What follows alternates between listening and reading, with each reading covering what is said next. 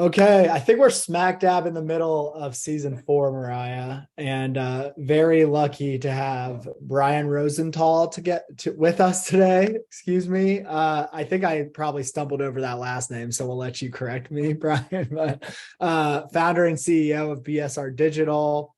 I was lucky enough to be on his podcast a few months back, and we love to return the favor. We had a great discussion the first go around, and we knew we had to have him on ours. So Brian's been a while coming, but appreciate you bearing with us and joining us today. Yeah. Hey, Noah, Mariah. It's my pleasure to be here. Thank you for having me. Of course. All right. First of all, like, how bad did I butcher the last name? What is it? Oh, it was perfect. It was perfect. I know it's not your fault. It's mine, for having that last name. And I've heard so many stuff that I'm not surprised anymore. And I don't blame people anymore. It's like, okay, it's my parents or grandparents or whatever, whoever fault, right? Right. Yeah. My last name's Rahimzadeh. My dad's from Iran. And I always tell people, like, I have them try before I tell them how to say it. And then I say, like, they're like, how close was I? And I was like, you might be right. I might be wrong. Who really knows? Yeah. That's a fun way to spin it, honestly. Yeah. Yes. Because, my grandparents or great grandparents were immigrants from Poland, Russia, and the European region, and they came to Argentina, where I'm from, like in the 1920s or something like that. So they escaped from the First World War. And back then, when they were coming here to the country, people were like spelling their names as they could. Imagine traveling, sailing in the boat for months, escaping from a war, and then spelling your last name to somebody who didn't speak your language. So you can see many, many last names similar to yours. And you say, probably we are like relatives somehow. Right. But, in the customs, people wrote whatever name back then. So yeah, 100%. we can't blame anybody. Yeah. Yeah. My dad said, like, our last name is not like really a family name because of what you just said. Like, Yeah. I've been adapted so many times through the different moves throughout countries back in the day. So yeah, migration. Brian, good to see you. And first of all, tell us where you're dialing in from, because it's kind of unique. Yes, I'm from Buenos Aires, Argentina, at the south of the American continent, right? So if you're in the US, we are just at the southest part of the continent, where the Patagonia is, at the south of Brazil, let's say, to be more specific. Awesome. Have you hiked the Patagonia? No. Okay. Me and my buddy thought about doing that. Actually, I even had flights booked, but we got hit with COVID as a world. And so those flights were canceled and we never went, but it's on the list for sure. We'll hit you up. Went to one city. Yeah, sorry. I actually went to one city there, and it's beautiful, but there are many more down the road that, like, it's beautiful actually. Yeah, 100%. Okay, we obviously want to learn more about you and BSR Digital, and given when this episode will air, talk a little bit about Black Friday, Cyber Monday, of course. Before we do that, Brian, tell us one or two things that you're excited about in your personal life. Well, my twins, I have a boy and a girl, 4-year-old. It was tough, definitely, during the pandemic. They were like 7 months old when it started, but now I'm enjoying them. Like a few months ago, they turned 4. So I'm super excited about them, and I really enjoy that. And then, I don't know, I practice a lot of sports. Soccer is a thing here where I live. Really? We are the latest world champions. Won the World Cup last year, so why not? Yeah, absolutely. Yeah, one of our other very close partners, Marco at Whiplash, is from Argentina as well, and he was very stoked. So he kind of got to see, firsthand, big time Argentine fan, and how crazy that was. So cool. And we have Messi here in the States now, of course, in Miami, which is awesome. I would love to go to a game there, but just to get into the building at any game is like minimum $500 just to get in the building. So as of now, it wasn't like that before. It's crazy. Yeah. It is crazy. So are you, I imagine, massive Messi fan, huh? Yes. I saw him play many times in Barcelona and here in Argentina. Of course. Oh, cool. Yeah. So you went over to Argentina to see him? Yes, to Barcelona. I went over to Barcelona to see him in 2013. Like the great, like the one Barcelona was with Xavi, Iniesta, and all the big players. Yeah. Yes, right then. And in Argentina many times, of course. Yeah, that was like the best team to play with on FIFA, except you're kind of cheating by playing with that team. Yes. You end up playing Barcelona against Barcelona because everyone chooses, or back then chose the same team, right? So yeah, exactly. Exactly. Oh man, that's bringing back memories. That's awesome. Well, very cool. Congrats on the twins, 4 years old. That's got to be a lot of fun. And yeah, thanks for lending us Messi for at least a small period of time. Don't I get paid for that? Yeah, of course. Yeah, it's part of his contract. You just get a piece of Inter Milan or Inter Miami. So that's okay. Awesome, man. Well, that's very exciting. Okay, tell us about your background. What led up to the founding of BSR Digital and what BSR Digital does today.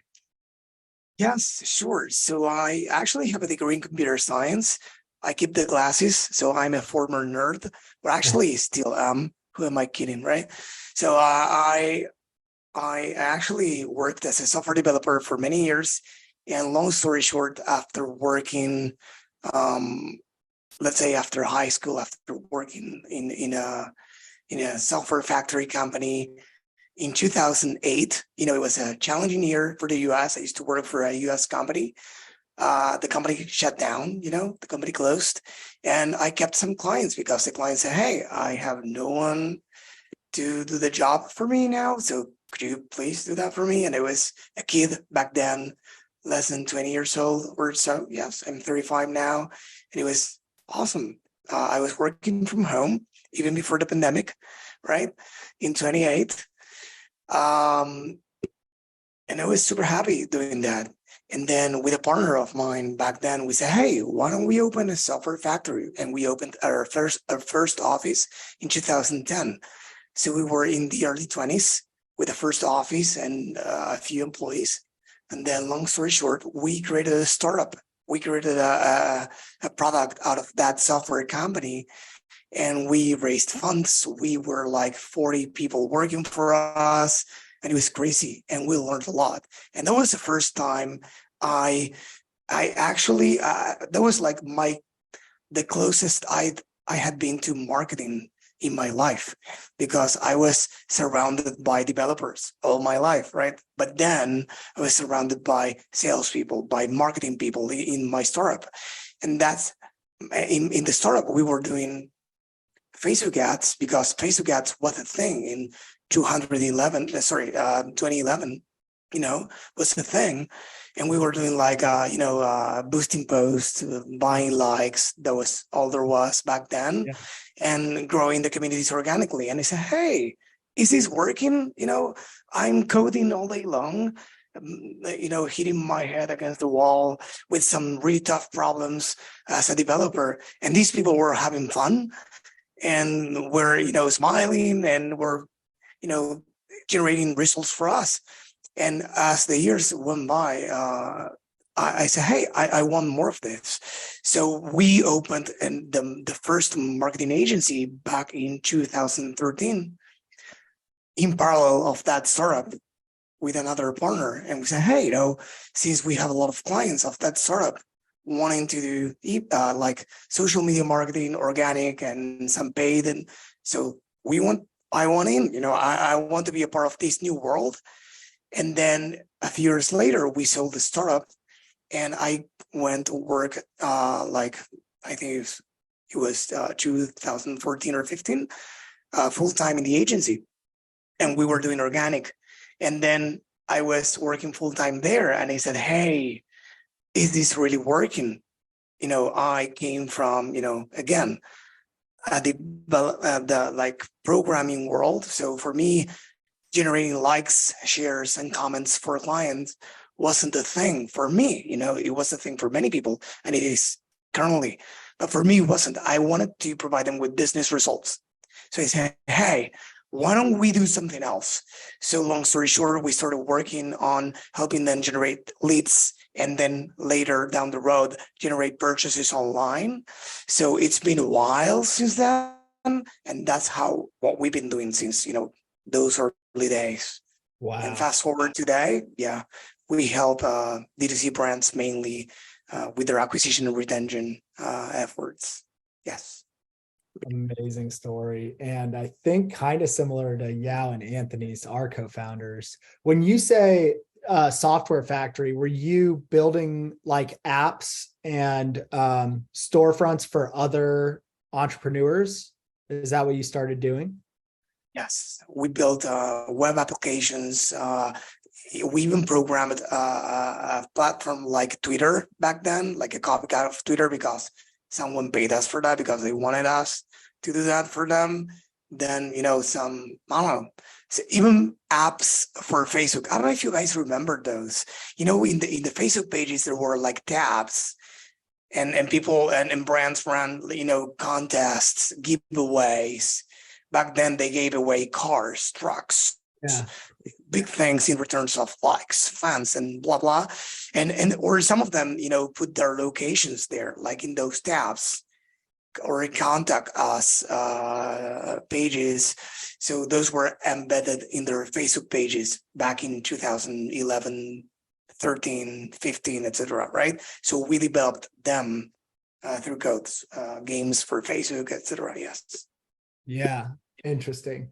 So our founders, very similar story. And actually it's how I met them. So they were running a software consulting firm in Indianapolis. And I co-founded a company out of college. Neither myself nor my co-founder were developers. So we went and sought a dev shop. We found Sticks and Leaves, which was Yao and Anthony's company. They built our like wireframes and MVP. They even like went on some early sales calls with us. And at the same time, they were building apps for people like me and my co-founder. They were also working with Shopify merchants.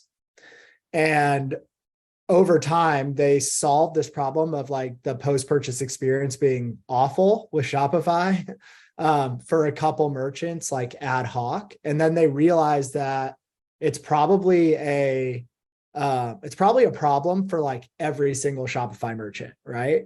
And so eventually over time, they shut down the agency and built the platform that is Malomo today.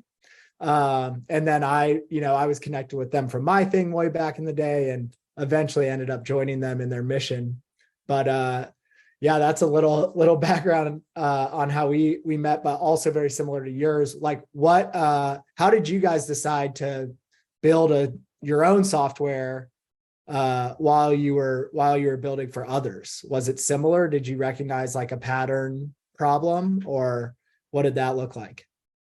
Yes. So in these cases, it was a little bit different because we were building solutions ad hoc for, and they were pretty different between each of them, like a copycat of Twitter, then some mobile apps and the different things. But then we had a business idea, and then we built that because we knew how to do it. And that was mainly the thing. So in our case, it wasn't like the same, but yes, we had the tools to build the idea that we had in mind. Right. That is awesome. Awesome. And then I'm curious too, like what made you sort of get more excited about the marketing side than the tech side or the development side? Was there anything in particular that you remember sort of you realizing like, actually, I really like this marketing thing even more than software development? Yes. So the first, it was more, let's say, it was easier, at least for me. Yeah. I mean, through my eyes, it was like, hey, I spent a lot of time coding, and coding might be something like it's trendy right now and it's super cool, blah, blah, but it's super tough because you can spend a lot of time and a lot of time just to make that, I don't know, a button change colors when you hover the mouse and, over it, or when you click on the button, whatever, right? And people don't appreciate that. And why should they? And you spend a lot of time still doing that. And that happens with many things, finding bugs all over the place. And so that was, I really loved that part of my life. But then when I came to know what I could do with the marketing and helping businesses get business results, for them, get real results for business without me going through that hustle and without having that pain that was bothering me back then, I said, hey, why not? I can solve problems and people can appreciate me working on them. Yeah. Yes. Absolutely. That makes sense. Okay. So now fast forward, you're fully in this BSR, founder role, helping e-commerce merchants with retention and acquisition.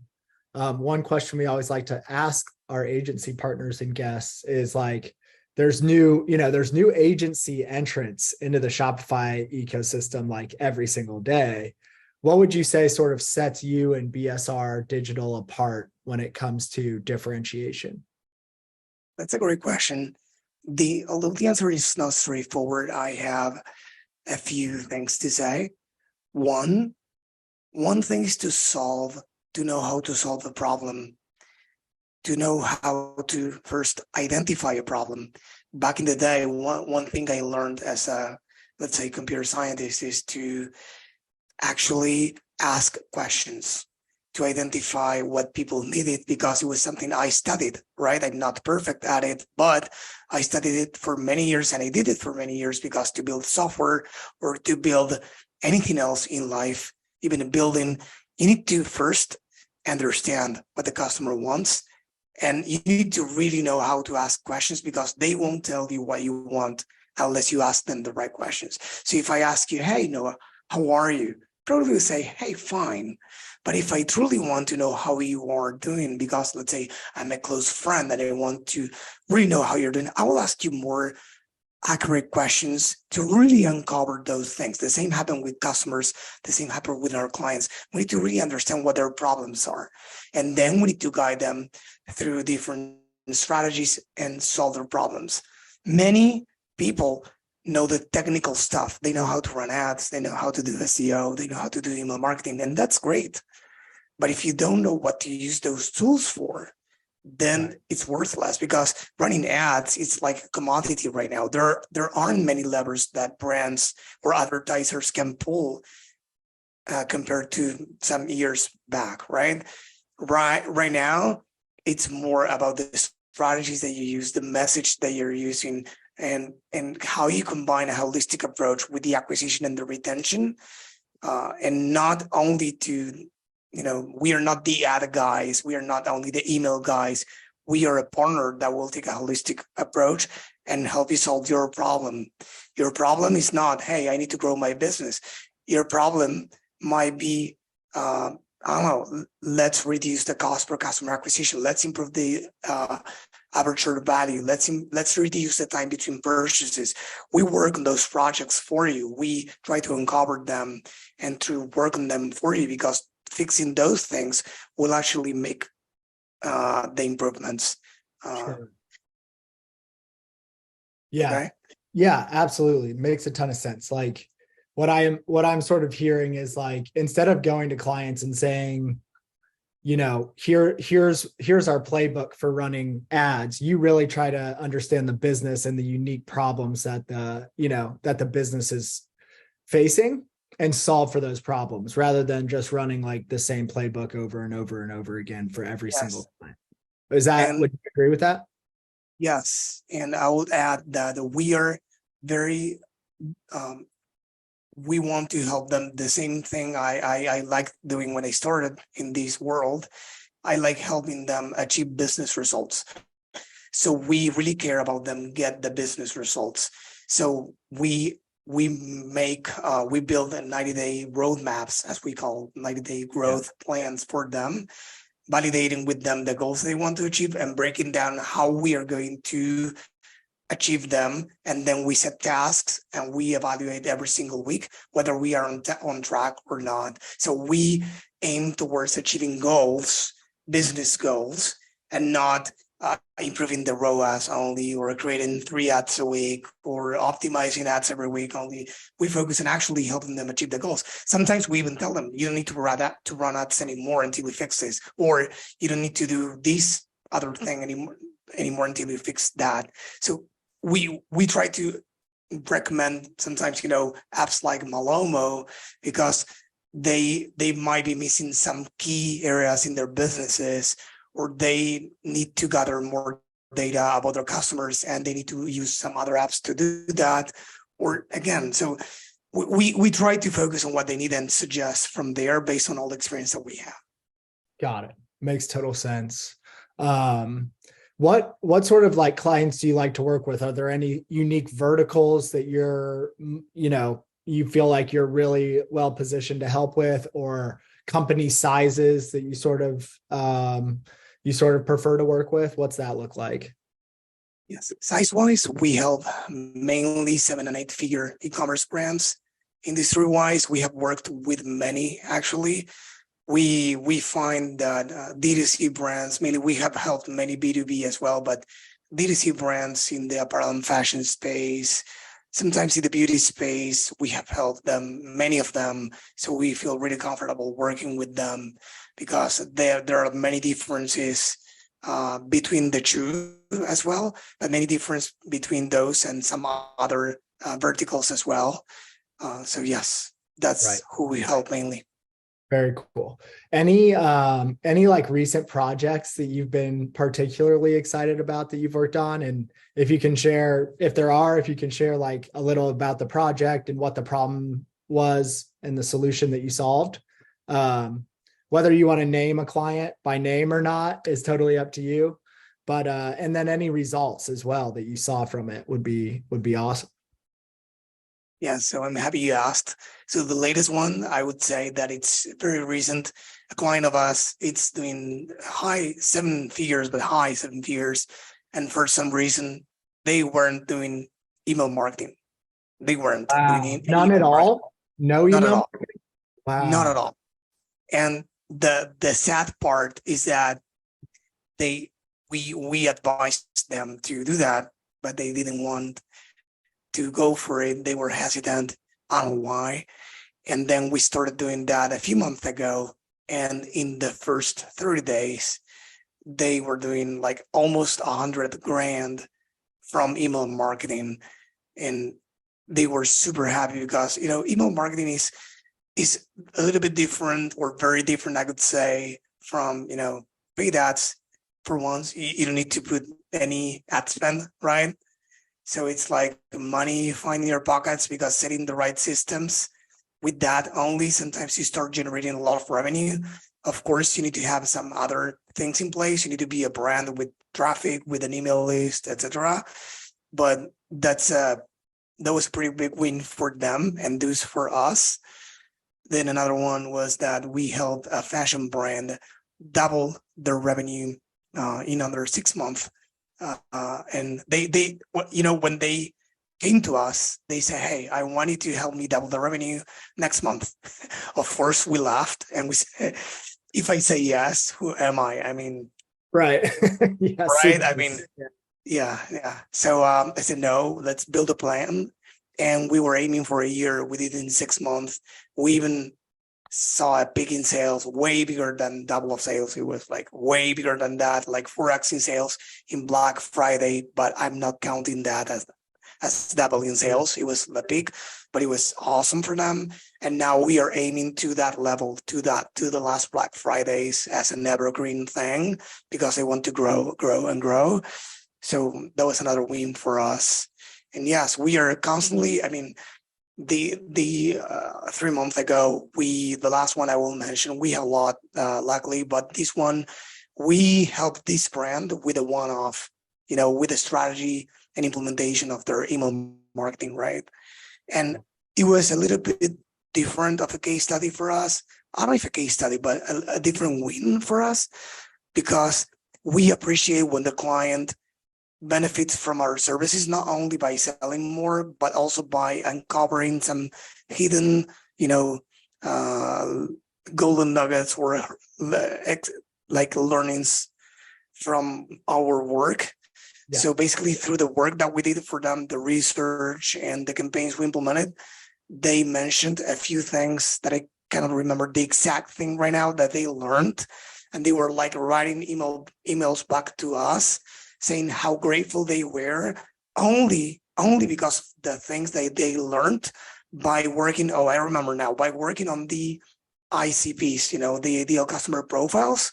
Even before we started working on the strategy, we do a deep dive on working on the ideal customer profiles, and we really spend time there. And some clients do like a pushback saying, "Oh, I already know who my customers are." Well, many times they don't. They assume a lot of stuff, and we do a lot of research on the internet. And besides asking questions or asking questions through emails, we do a lot of research online, and that's where they uncovered many useful things for them to use in every piece of marketing for them on the website, on emails, and that was really valuable for them. And they appreciate that even before we start working on the implementations of the strategy. Right. Yeah. Okay. Those are all three amazing examples. We got to dive a little bit deeper, at least into the first two. For the first one, no email. Was that part of some sort of strategy that they thought was a best practice? Did they not know what email was? Like, I'm just like flabbergasted by this no email high 7-figure brand. That's a great question. In this case, there's no CMO at the company, right? Okay. It's the founder, and some people, especially when they are the founders and not the expert, let's say, they fear what they don't know. All of us do, right? So they didn't want to, it was like they were dealing with too many stuff at the same time, things that we don't see. It's not only marketing related stuff. These were some special years for many brands, right? So they had a lot of things on their plate, right? So for some reason that I don't know right now, they didn't. So we kept pushing until they were ready. Yeah. Yeah. Do you, I'm curious, when you turned email on, did you see any regression in revenue from the other channels, or was all the email revenue just additive to what they were already doing? So it was the growing, it was adding revenue. So of course we know when you add a new channel such as email, there will be an overlap with the sales coming from other channels. So what I'm saying is that we saw the same percentage or not exactly the same, but almost the same percentage in growth of the overall revenue. That was the important thing. Like the revenue grew, and it wasn't a normal growth for that month, because we compare always for the same period of last year or the last 3 years or so. And it was a new thing. And actually to this day, it's a channel that generates around 20-something%, sometimes 30 other, and added revenue. That's the most important thing, because yes, as you said, it might not add revenue, but it might be the overlap. No, it added revenue. Yes. Unreal. They just weren't doing it. They got to be close to 8 figures now then, right? If you're adding 20%. I mean, yes. I mean, what they that that's the funny stuff. Many brands focus on the overall goal, which is I want to grow. But if they only focused on working on these projects, like what am I missing, right? And asking the questions, or having the experts helping them ask the right questions and answer them. What am I missing? Do I have a customer acquisition problem, or can it be improved significantly, or do I have a customer retention problem? Because if you focus on acquiring customers that then go as fast as they came, then probably you don't have a business, right? Or you need to improve a lot on the retention side of the business, which was the case for many brands after the pandemic. There were many new brands created during the pandemic that didn't value retention. They didn't even know what retention meant, right? They were focusing on new customers, and they didn't know that acquiring new customers is, I don't know how many times more expensive than getting more revenue from the current ones, right? Absolutely. Yes. You're preaching to the choir here between Mariah and I. I love it. I love hearing all of it. That's so impressive.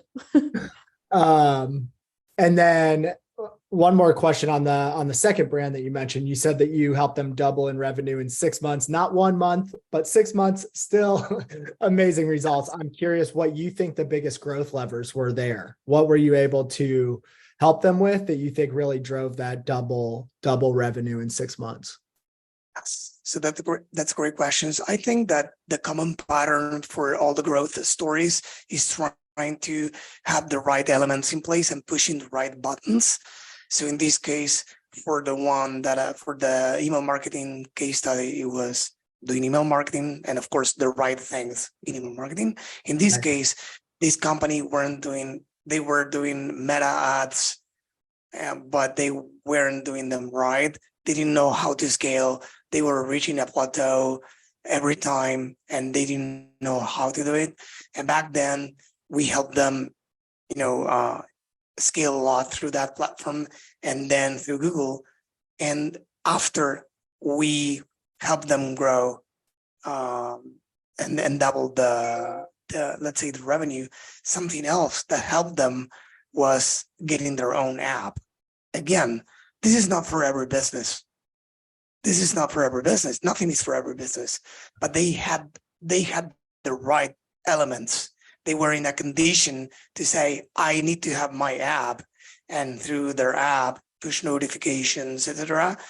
That was like 50% of their revenue, adding more growth after that stage, right? So I guess the main thing is that you need to know at every phase of your business what's the next right move. And of course, it's impossible to anticipate that. You can throw some ideas and hypotheses, but answering your question again, probably about what sets an agency apart from the other, or it's knowing what tools you have and which tools will be the right ones for this business or for this other business, for the stage they are at, right?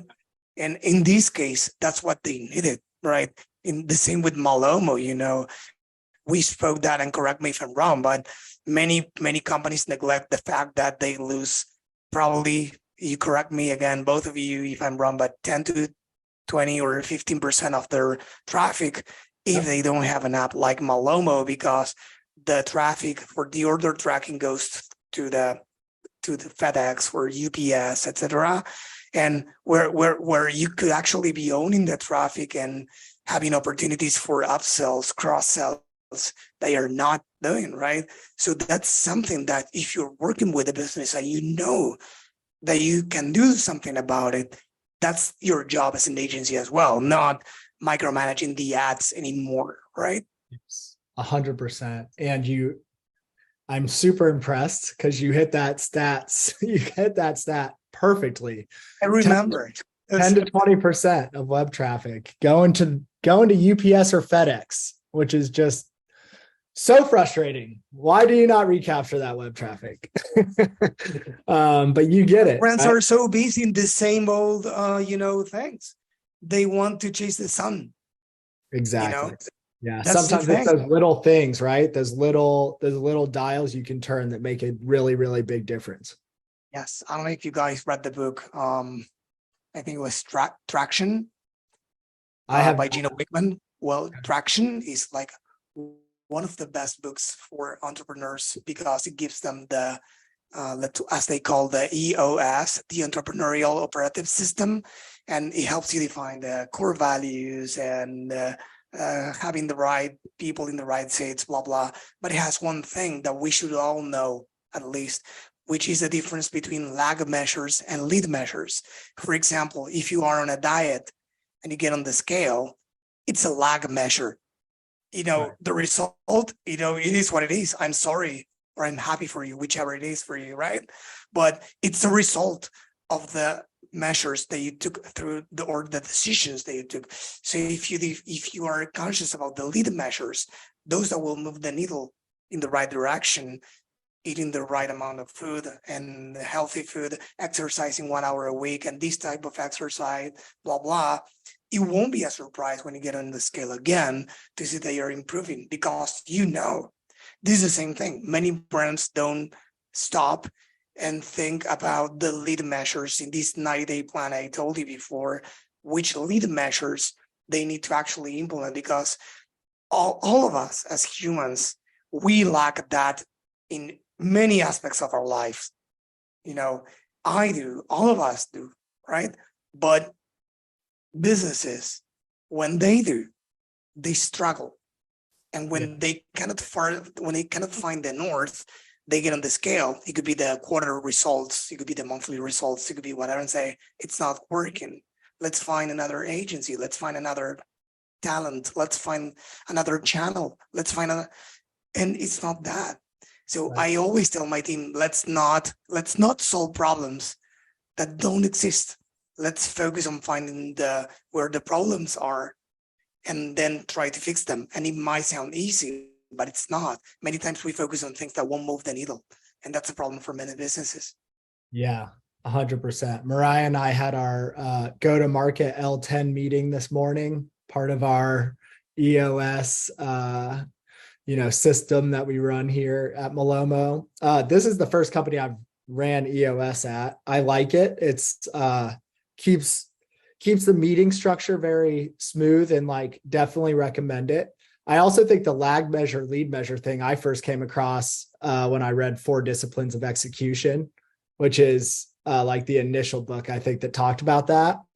And, to me, it's like, it's so obvious now, but I remember when I read it, I was like, wow, that's like it's kind of revolutionary thinking in a way, like a lot of business leaders weren't thinking that way at the time. And now now I think it's, much more standard practice, but super, super important, not just for e-commerce merchants, but for anybody trying to accomplish anything. You gave the weight loss example. I read that book too, and maybe I got the concept from that one. Yeah, maybe. Mix it up. Yeah. Both great books. But regardless, really good advice there. Speaking of lag measures, lead measures, Black Friday, Cyber Monday is just around the corner. What would you say one or two tips or tricks that brands should be thinking about now so that they don't look at their lag measure after Black Friday, Cyber Monday with disappointment? Yes. Well, a lot of tips that I could be giving, but only a few of them. Of course, plan ahead the strategy. It's around the corner of, I don't know, a few weeks left until that commercial date start. So yes, I guess you might have a strategy in place right now if you're listening or watching, but if you don't, you should have a strategy in place. Something that you tested last year or the year before, if it worked, keep that in mind. Try to re-engage with previous customers to make them, come back during the time of the year, build hype. And something that is not mentioned pretty often because it's not a sexy advice, let's say. It's something that I heard from an 8-figure business owner in one of the podcast interviews I did, and it was like, make sure you have the right stock, the right inventory, because for them in 2022, they didn't. And they learned the lesson the hard way. And they are an 8-figure brand and they run out of stock and they only sell one product. They only sell Wow. belts, right? Yeah. Super cool belts, but they only sell that. And they run out of stock. And it was crazy problematic for them because you can imagine running out of stock. So try to forecast the stock wisely, the inventory wisely, A/B test offers, A/B test landing pages, think wisely what you do with your ad campaigns, with your email campaigns. There are many details that could be mentioned, but of course, those depend on the reality of each brand, right? Right. But the main thing is having a proper strategy. Yes. Yeah. So when you think, well, first of all, I guess the thing that stuck out to me most is that you said, make sure that you bring your existing customers back for your promotions around Black Friday, Cyber Monday, which I think is a great point, because I think that most brands still think of Black Friday, Cyber Monday as like the biggest acquisition opportunity of the year. And it probably is for most brands, but in focusing so much on the acquisition side, there's probably a lot of neglect that takes place with the existing customer base. So how do you think about that? What are some ways that brands can make sure that they keep their loyal customers top of mind during this like heavy acquisition period?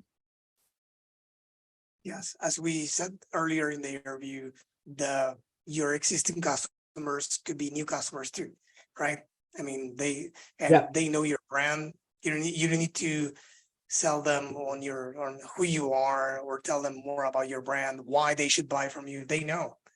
So if they are happy with the products, they can of course buy, and they could be the first ones to tell their friends and everyone they know about you, right?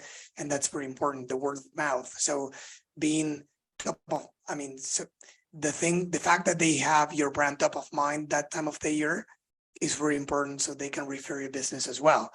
So doing things for them, not only for them to buy, but for them to refer you new clients, it's another great thing to do as well. Of course, everyone wants to get new customers, and brands should do that also in that period. But why an existing customer wouldn't buy from you? Why would an existing customer buy from you on Black Friday or Cyber Monday? We find a large percentage of the sales coming from existing customers typically. So yes, why neglecting it, right? Right. Yeah, absolutely. And that makes me think of driving acquisition through, and you kind of said this, like driving acquisition through those most loyal customers through some sort of loyalty program.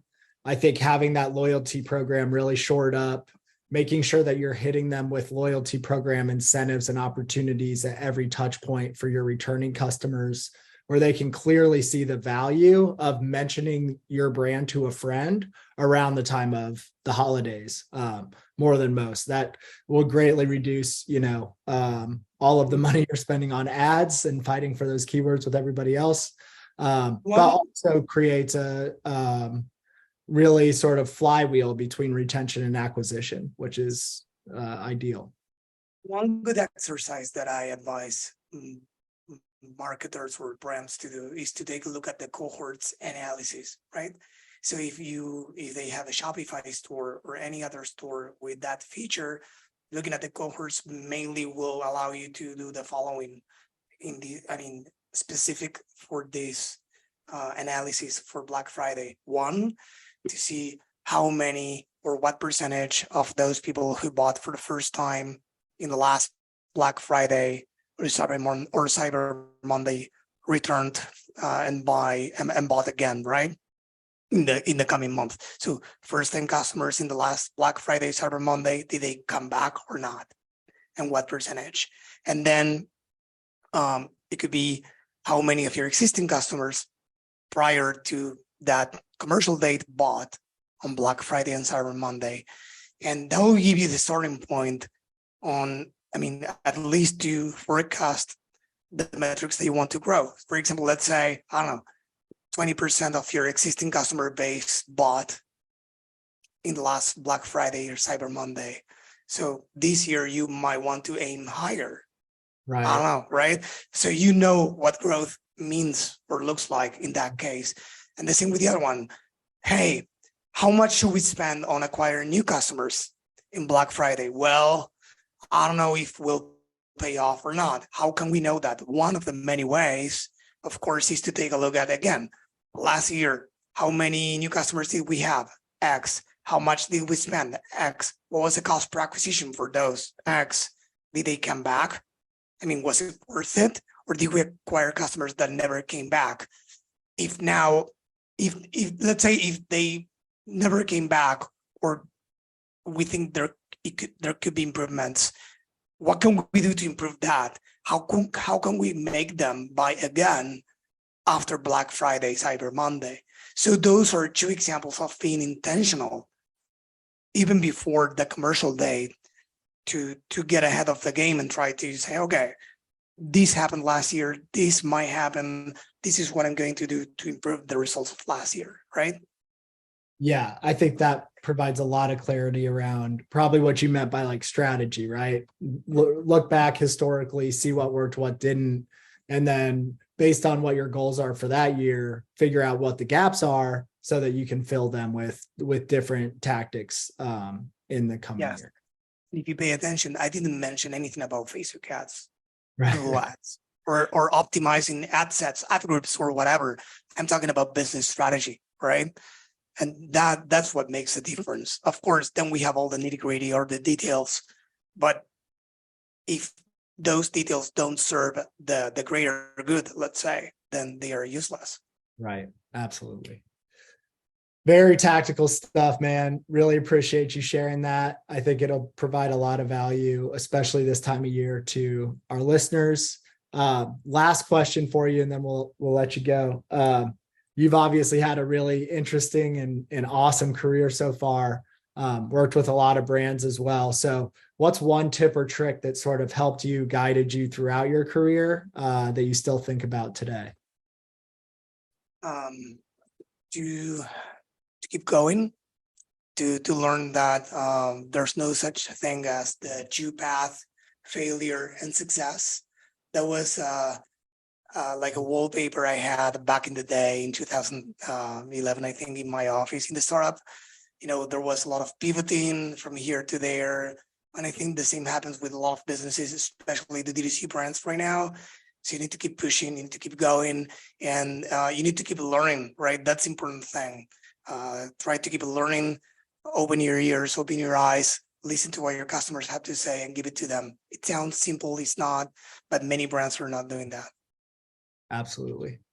Awesome advice from the beginning to the end. Awesome story. Thanks for sharing it with us, Brian. And looking forward to getting this one out to the audience. I think it'll be really, really useful. Like I said, Mariah, thank you as always, and we'll see you all soon. It was a pleasure. Thank you for having me on.